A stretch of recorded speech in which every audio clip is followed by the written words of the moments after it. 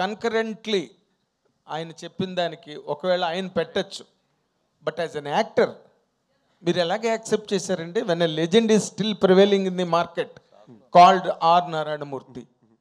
First point అండి, ఆయనకి ఆ పేరున్న ట్యాగ్ విషయం నాకు తెలియదండి. నేను ట్యాగ్ల మీద అంత ఫోకస్ పెట్టే రకాన్ని కాదు. నెక్స్ట్ ఎవరినో హర్ట్ చేయాలనే ఉద్దేశం అయితే నాకు ఎప్పుడు ఉండదు. హట్టింగ్ పాయింట్ కాదు ఇది, హట్టింగ్ పాయింట్ కాదు. ఇప్పుడు విశ్వవిఖ్యాత నట సార్వభౌమ నందమూరి తారక రామారావు గారు అంటే ఆయన మార్కెట్లో ఉన్నా లేకపోయినా ఆ విశ్వవిఖ్యాత అన్నది ఎవరు ముట్టుకోలేదు ఇప్పటి వరకు. ఆర్ నారాయణమూర్తి గారు కూడా ఒక యాక్టర్గా కానీ, ఒక మేకర్గా కానీ, ఒక ట్రెండ్ సెట్టర్గా కానీ నేను ఫ్యాన్ అండి. మీరు అంత నాకే ఆయన గురించి బాగా తెలుసండి. అదే అండర్లైన్ చేయకపోయినా ఆర్ నారాయణమూర్తి గారు అంటే నాకు చాలా ఇష్టం. ఆయన బయట మనిషికి ఎలా ఉంటారో, మనుషులతో ఎలా ప్రవర్తిస్తారో, ఆయన చేసే సినిమాలు ఏంటో అవన్నీ నాకు చాలా ఇష్టం. మరెందుకు మీరు నో అని చెప్పలేదు ఆయనకి? మాకు తెలియలే, తర్వాత తెలిసింది పెట్టే టైంకి. దానికైనా ఏం విషయం చేయాలో కూడా మేము చేసుకుంటాం. ఆ కర్టసీ, ఆ లవ్ అయితే తప్పకుండా ఉందండి. మీరు అడిగిన విషయాన్ని మీరు అడగక ముందే మేము ఆల్రెడీ ఆలోచించాం.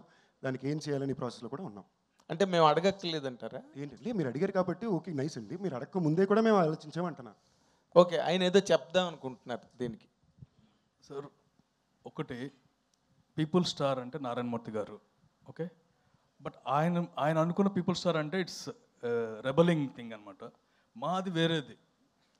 ప్లస్ ఇద్దరు సేమ్ అంటే ఐ మీన్ మీరేమనుకుంటున్నా నాకు అర్థం కావట్లేదు. బికాస్ ఇప్పుడు గోల్డ్ స్టార్ అంటారు, రకరకాలు ఉంటాయి. What fits for us, from my angle it fits for him perfectly because he mingles with people. ఇది నేను అనుకున్నది. Mingles with people and mingles with fans. And other thing అండి, నారాయణమూర్తి గారు అయితే ఇది హ్యాపీ ఫీల్ అవుతారు. ఎందుకంటే ఆయన ఎప్పుడు డిస్క్రైబ్ ఎవరు చేయలేరు కూడా.